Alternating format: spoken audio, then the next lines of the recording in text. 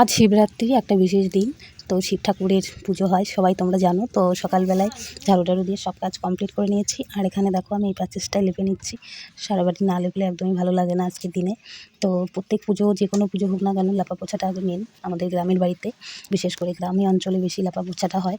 তো সকালবেলায় লেপা পোছা করে নিয়ে তারপরে অন্যান্য কাজগুলো সারবো। রান্নাবান্না আছে, মেয়েদের জন্য রান্না করবো। আমি আজকে অবশ্য খাবো না। তো আমার কাকা শ্বশুর একটা আছে, তো সেখানে উনি বলে গেছেন, নিমন্ত্রণ করে গেছেন কালকে প্রসাদ খাওয়ার জন্য। কিন্তু আজকে আমি পুজো করতেই যাব। ওখানটায় যাব হচ্ছে ওই বিকালবেলার দিকে, 5টা সাড়ে 5টার দিকে ওখানে যাব।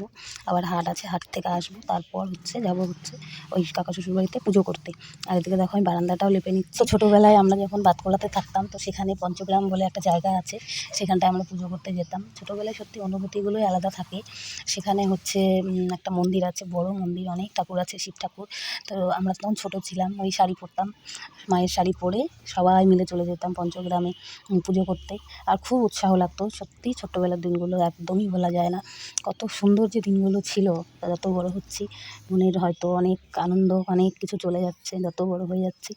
তো এখন তারপর দেখো এখানে বারান্দাটায় আমি লেপা পোছা করে নিচ্ছি। আর এই পাশে সব দিকে লেপা পোছা হয়ে গেছে, আর বারান্দাটা এখন বাকি আছে। এখানটায় লেপাটা কমপ্লিট করে ওই শিবরাত্রিতে জল ঢালা আমার অসম্পূর্ণ হয়নি। সুন্দর একটা স্বামী পেয়েছি, ভালো মনের একটা স্বামী পেয়েছি। তাকে নিয়েই সারাটা জীবন দুঃখে সুখে কাটিয়ে দিতে চাই।